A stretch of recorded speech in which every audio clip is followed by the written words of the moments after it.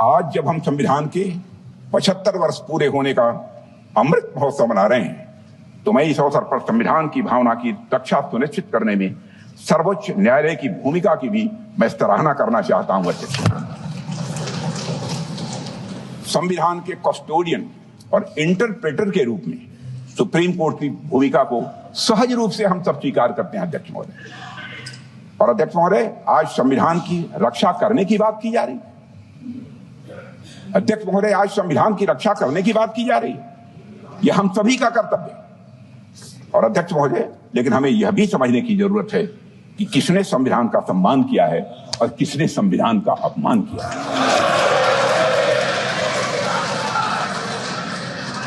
अध्यक्ष महोदय, इसी संदर्भ में मैं सुप्रीम कोर्ट के पूर्व जस्टिस यशआर खन्ना की आत्मकथा नाइदर रोजेज नॉर थॉर्न्स नामक किताब से एक पंक्ति उद्धृत करना चाहता हूं, जिसमें उन्होंने साफ साफ लिखा है, and I would like to quote, I told my younger sister Santosh, I told my younger sister Santosh, I have prepared a judgment which is going to cost me the Chief Justiceship of India, unquote.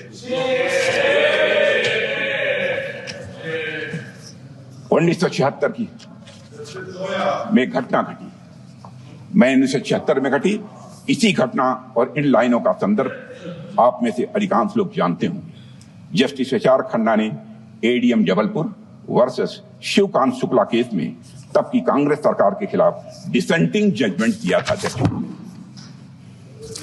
अध्यक्ष महोदय, justice Khanna यह स्वीकार करने के लिए तैयार नहीं थे कि किसी भी हालत में सरकार द्वारा किसी नागरिक से उसके जीने का हक और अदालत में न्याय मांगने का अधिकार यह छीन लिया गया।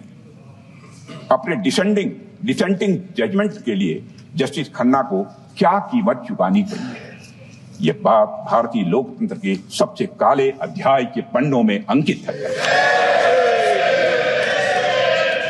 अध्यक्ष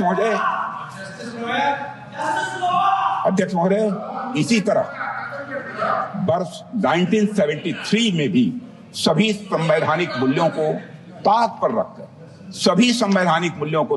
रखकर तब की कांग्रेस सरकार ने justice JM Shelar, KF Hegde और एएन ग्रोवर को सुपरसीड करके सीनियरिटी में चौथे नंबर के जज को भारत का मुख्य न्यायाधीश बनाया। अध्यक्ष महोदय, इन तीनों जजों का सिर्फ एक अपराध था कि वे तीन लोग सरकार के सामने नहीं झुके। उन तीनों जजों ने एक तानाशाह सरकार की शक्तियों को संवैधानिक दायरे में बांधने की पूरी कोशिश।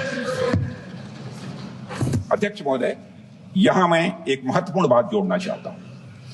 यह किसी व्यक्ति पर हमला नहीं था, यह सिर्फ किसी व्यक्ति विशेष के अधिकारों का हनन नहीं था, बल्कि यह संविधान पर हमला था।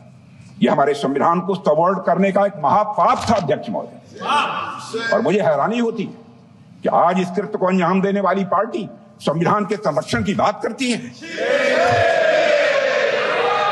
अध्यक्ष महोदय, मैं इस सदन में यह कहना चाहता हूं कि कांग्रेस के मित्रों ने अनेक मौके पर संविधान और संवैधानिक भावनाओं का निरादर किया है।